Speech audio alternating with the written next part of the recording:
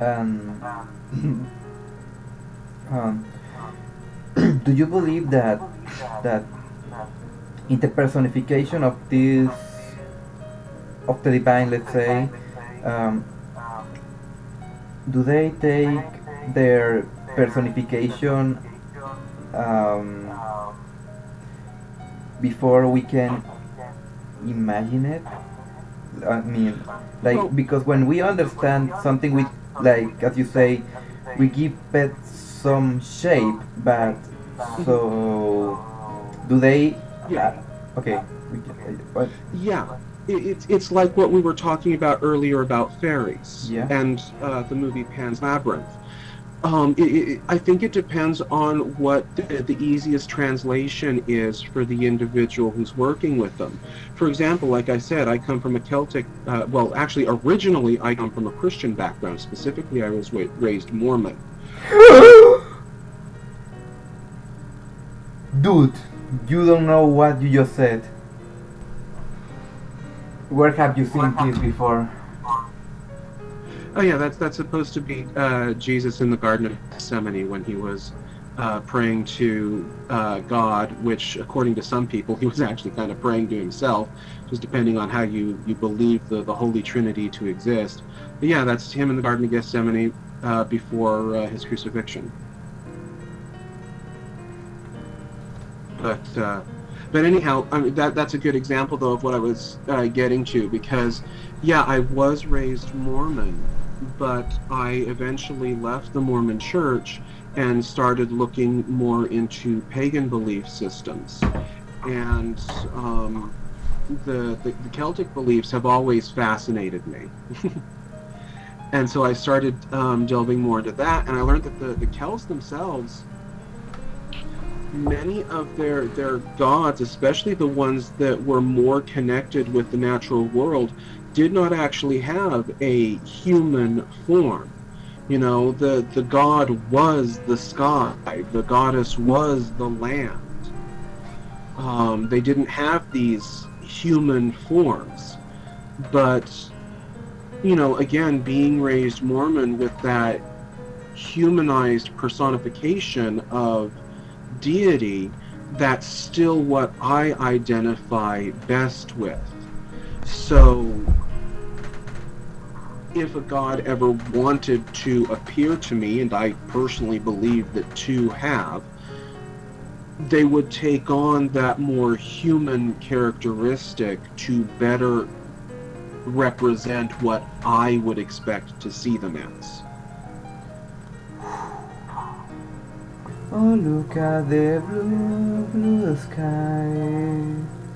Whenever I feel the rain on my face, or the wind as it rushes by. Do you remember that? Mm-hmm. Yeah, it's an old primary song. Whether or not it was originally a Mormon primary song or not, I don't know, because they I know usurped it quite that. a lot. But yes, I do know the song. Do you know what I'm trying to ask you with this?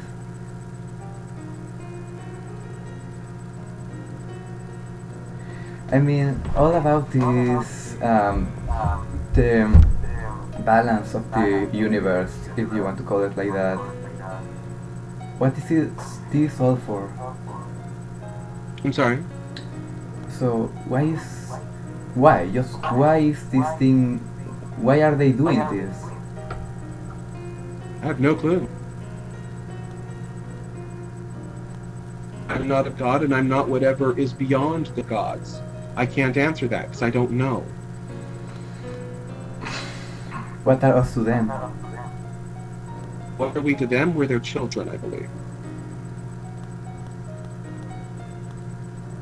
Do they care about us? I'm sorry? Do they care about us? I think they do on some level, yes.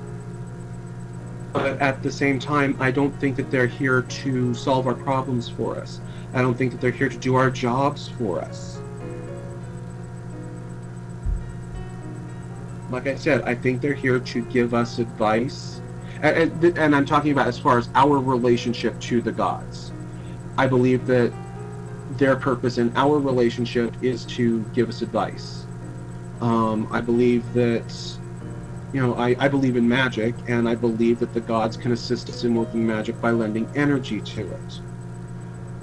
But they're not going to cast our spells for us.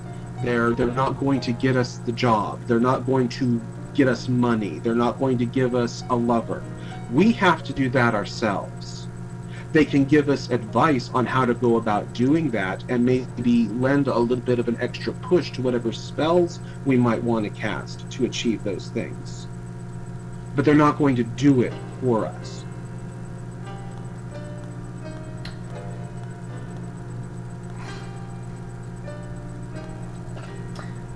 Remember when you said that if you ask to a god to like take like your mind, they were allowed to do that? I think it's possible, but I don't think that it is something a god would do. Other lesser spirits, maybe. What do you think? In fact, quite likely. Oh. But it would not serve any purpose for a god, for a being on that level of existence, to take over our bodies. It's utterly pointless. I don't believe that there is anything that the gods need me to do. They're gods. What would they possibly need from me? They don't even need my belief in them. They are there. They exist whether I believe in them or not. If I want a relationship with them, I'm the one who has to take those steps. But the extent of that relationship is talking, praying, if you will, that a being like a god doesn't need anything from me. Because for me, the gods are forces of nature. And nature doesn't need us. We need it, but it doesn't need us. Yeah, I know that. It's just like okay. Yeah, I guess you can live happy with that view of God. But